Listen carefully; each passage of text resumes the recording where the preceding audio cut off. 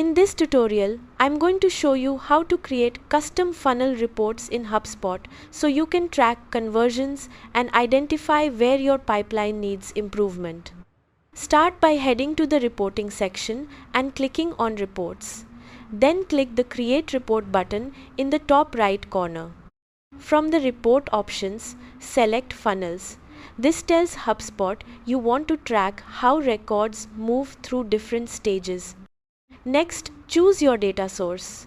You can select contacts, companies, or deals depending on what you want to analyze. Then click Next.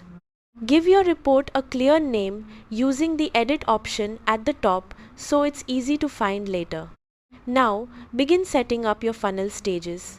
Click Add Stage and select the steps that represent your process, like Lead, Qualified, Demo, and Closed. You can drag and reorder them to match your actual workflow. If needed, you can mark certain middle stages as optional, which is helpful if not every record goes through every step. After that, go to the Filters tab.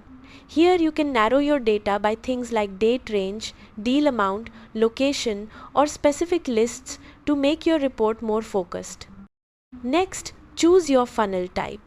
Select All if you want to track only records that pass through every stage, or Any if you want to include records that hit at least one stage. Then pick a chart type such as funnel, bar, or table depending on how you want to visualize the data. Click Run Report to generate your results and review the data. Once everything looks good, click Save and optionally add the report to a dashboard for easy access. And that's it.